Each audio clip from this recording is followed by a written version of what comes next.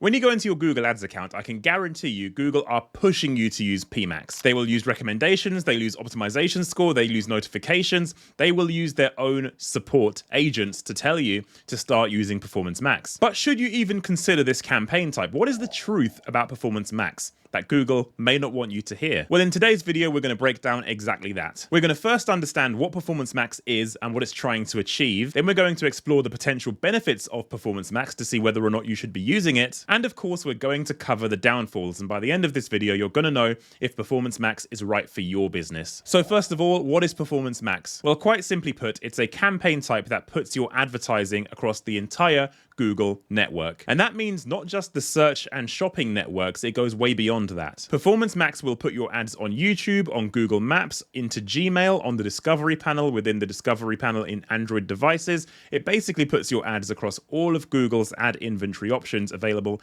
in its entire network. But unlike a typical search campaign on Google where you use keywords to target your ads, this is very different. PMax is all about trying to find leads through Google's network via the intent of your conversion.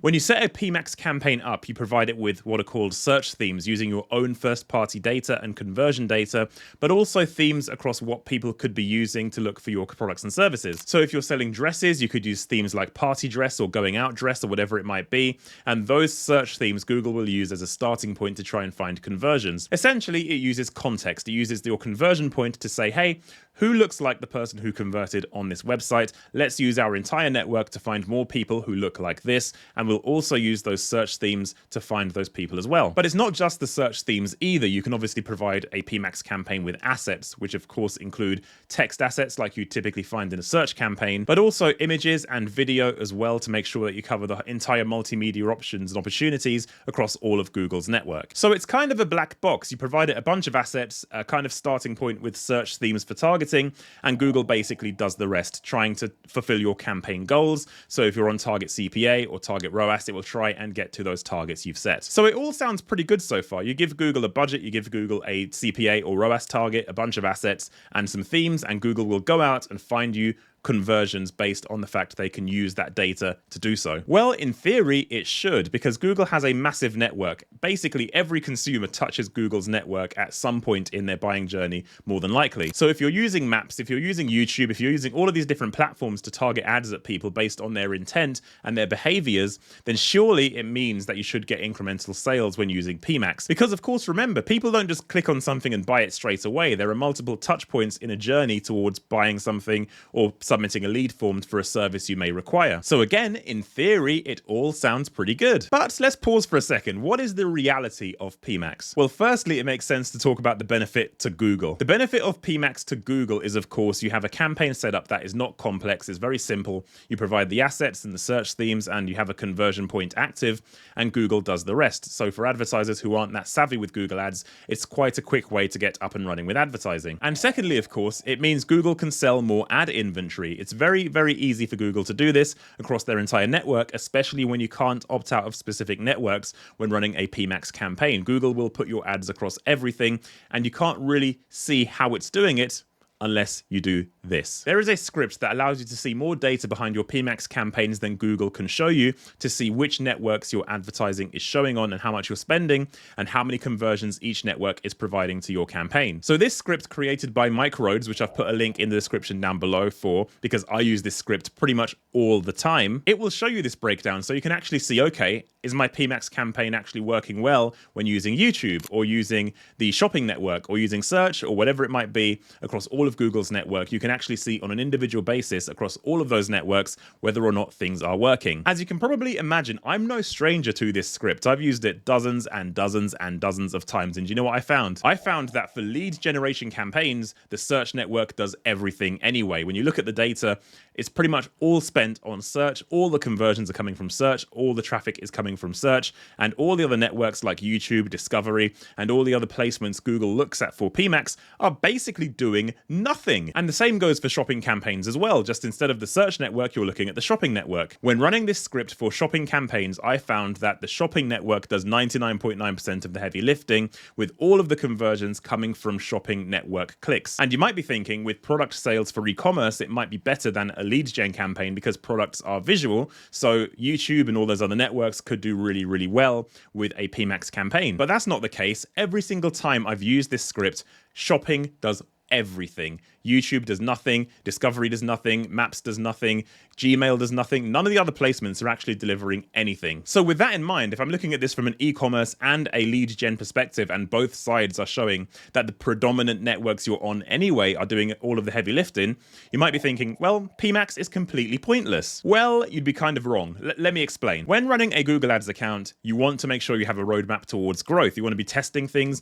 whether it's testing ad copy or whether it's testing different keyword match types to see if there's extra growth in broad, moving away from exact or whatever it might be. And one of the tests you can do very easily in your account is to test running a PMax campaign alongside a search campaign. Now, I've done this many times over because when you get to the ceiling of a search campaign and you're looking for extra volume, PMax seems like an obvious next step to kind of see if there's any incremental sales or conversions coming from PMax when running alongside search. And you might be expecting me to tell you that when I've done this experiment many times, I found that PMax was pretty much useless. But that's not the case. I have found when running PMax alongside a maximized search campaign with plenty of conversion data that adding the two campaigns together has led time and time again to incremental conversions. So let's use an example to illustrate what I mean. Say for argument's sake, you're running a search campaign alone without PMax and you're spending £500 per day on this campaign. Now, say that campaign generated 10 leads per day with that £500 budget. I have seen when running PMax alongside search at a smaller budget, say for argument's sake,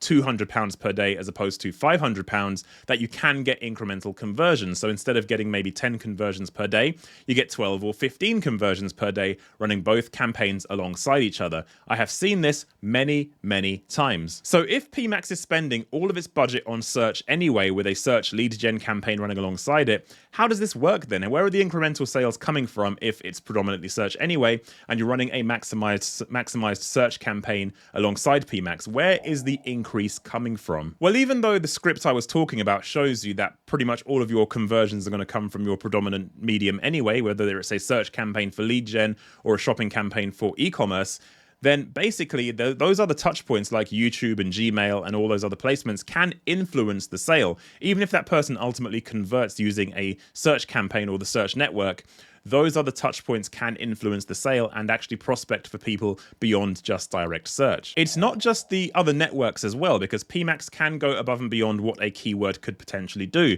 There's no keywords in a PMax campaign. It will just go above and beyond wherever Google thinks it can find conversions using its AI bidding mechanism. So it will go above and beyond where search can reach, even with a search campaign running on broad match. Again, going back to the PMax bidding algorithm, it has a wider and broader range of contextual signals compared to a search campaign as well. So again, it's more advanced at bidding than a search campaign, and it kind of has to be because it doesn't have keywords. All it's doing is using your assets, using your initial audience signals and your conversion data to find people across its entire network, and going from here to find people as quickly and as efficiently as possible. And to do that, it has to have more signals than a search campaign because of the lack of keywords. Another reason is because of your first-party data. PMax has access to your first-party data if you give it to it, which you kind of should be, and it can use that data in order to retarget existing people who are coming back into the fold looking for your products and services. This works particularly well for e-commerce, where people can be repeat purchasers. If your PMax campaign knows this, it can dip into an auction more effectively,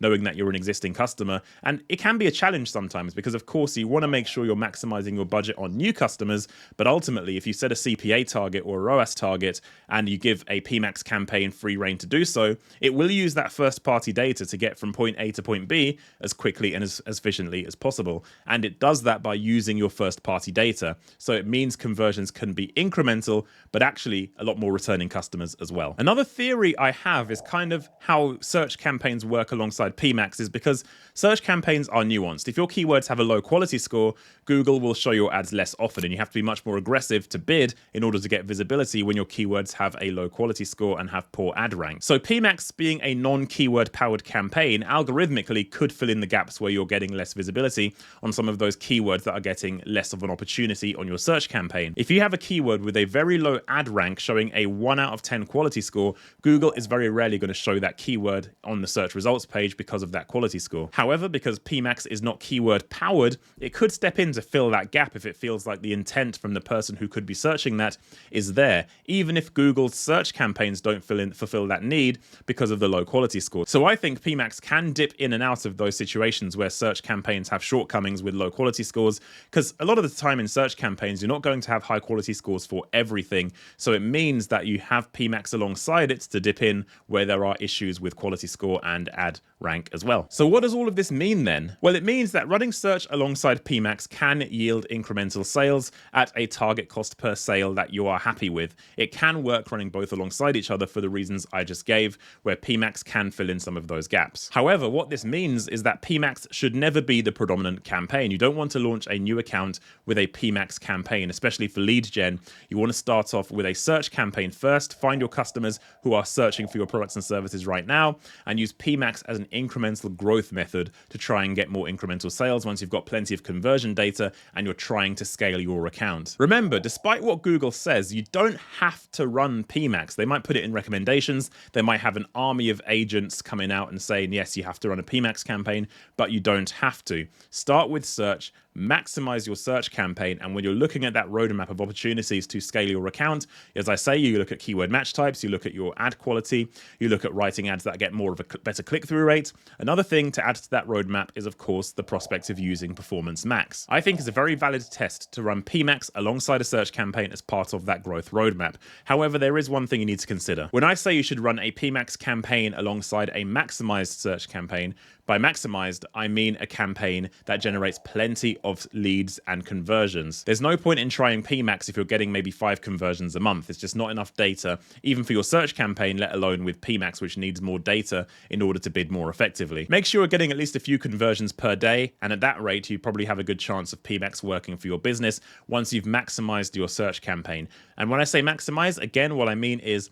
you're running as aggressively as you can with the highest tolerable CPA target you can have in your business. Any higher, it means you won't be profitable. And if you lower it down, you lose a bit of volume as well. So when you've maximized your campaign and you've hit that ceiling, testing a PMax campaign is a legitimate opportunity for growth. And of course, if you're an e-commerce advertiser, PMax is kind of the bread and butter campaign you want to be running anyway when you've got enough conversion data. You might start off with a standard shopping campaign, but once you get enough conversion data, you should be looking at transitioning to PMax and running a feed-only PMax campaign initially, and maybe expand it to use all other assets in the future. But definitely for sure, if you're moving from a standard shopping campaign over to PMax, running a feed-only PMax campaign is a really good step to take if you have enough conversion data. So there you have it. That is the truth about Performance Max. As I say, you don't have to use this campaign type, but it can work well for your business. Let me know in the comments if you're running a PMax campaign currently and how successful you find it. Let me know. I'll be happy to talk with you in the comments down below.